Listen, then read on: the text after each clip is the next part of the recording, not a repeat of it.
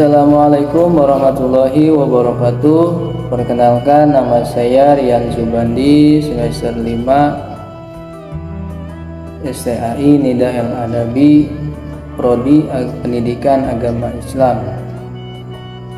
Di sini saya akan menjelaskan sedikit tentang surat Al-Fatihah dalam pembelajaran Al-Quran Hadis. Surat Al-Fatihah memiliki arti pembuka atau pembukaan. Maksudnya, surat Al-Fatihah ini adalah surat pembuka dari seluruh surat-surat yang ada di dalam Al-Quran. Surat Al-Fatihah sendiri surat yang paling pertama ada di Al-Quran. Setelah surat Al-Fatihah adalah surat Al-Baqarah.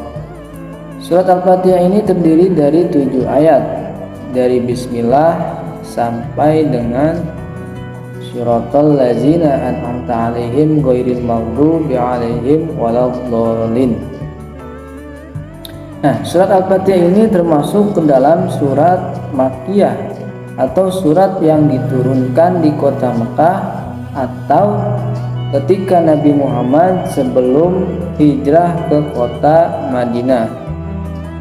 Surat Al-Fatihah dibaca minimal 17 kali dalam sehari semalam, yaitu pada saat kita melaksanakan sholat wajib, karena membaca surat Al-Fatihah itu termasuk rukun sholat.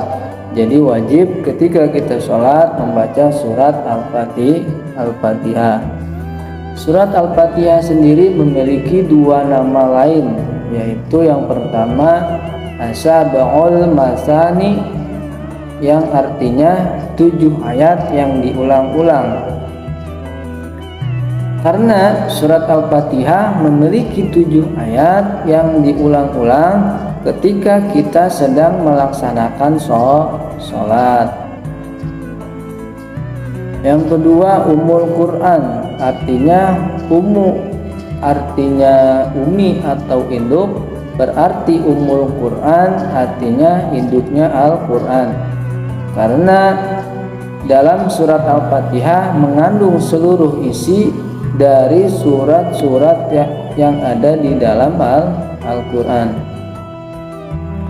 Jadi seluruh surat yang ada di dalam Al-Quran itu terkandung semua di dalam surat Al-Fatihah. Sekarang kita akan membahas tentang arti dan isi kandungan dalam surat Al-Fatihah. Yang pertama, Bismillahirrahmanirrahim. Artinya, dengan menyebut nama Allah yang Maha Pengasih lagi Maha Penyayang. Nah, Bismillah ini termasuk kepada surat Al-Fatihah. Jadi ketika kita membaca surat Al-Fatihah, wajib juga membaca ayat Bismillah. Di ayat ini disunahkan kepada kita ketika kita ingin melaksanakan sesuatu, disunahkan didahului dengan membaca Bismillah. Ketika kita ingin makan, didahului dengan Bismillah. Ketika kita minum, disunahkan membaca Bismillah. Alhamdulillahi Rabbil Alamin. Artinya segala puji bagi Allah Tuhan semesta alam.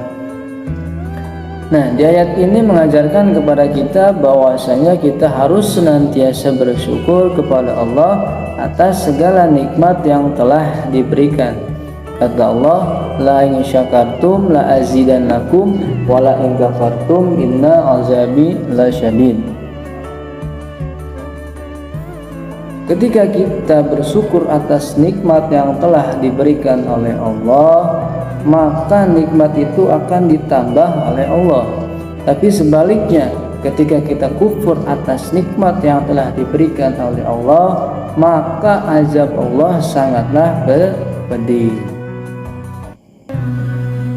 Ar-Rahmanir Rahim, artinya Maha Pengasih lagi Maha Penyayang.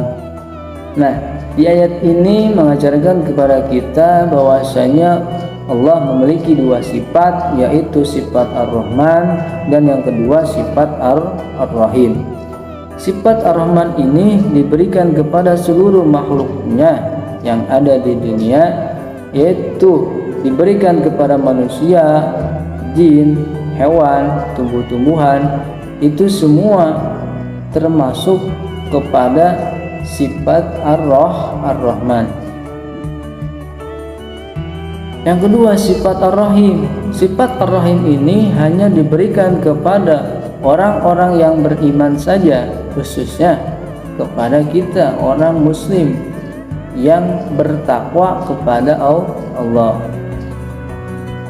Maliki Yaumiddin, artinya yang menguasai hari pembalasan. Maksudnya di ayat ini hanya Allah lah satu-satunya zat yang mengetahui kapan datangnya hari pembalasan atau hari kiamat.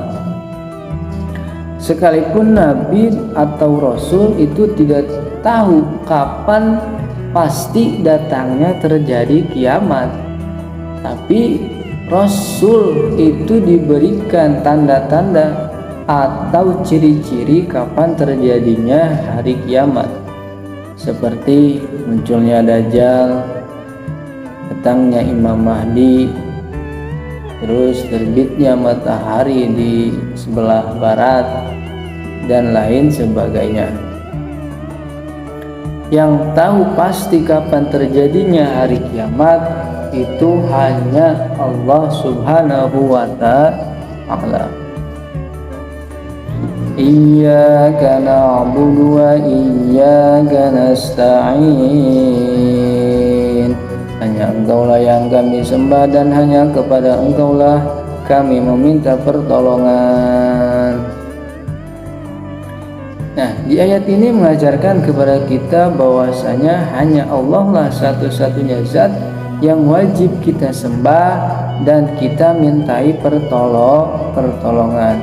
Kita tidak boleh menyembah atau memintai pertolongan kepada selain Allah. Karena ketika kita melakukan hal tersebut, menyembah kepada selain Allah, meminta pertolongan kepada selain Allah, itu termasuk dosa yang besar. Nauzubillahi min dzalik.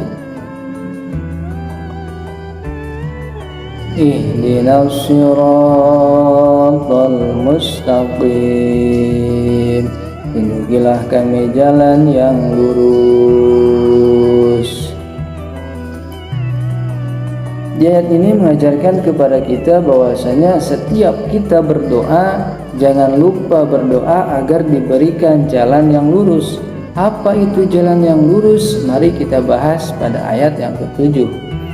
Siratal ladzina an'amta 'alaihim ghairil maghdubi 'alaihim waladdallin.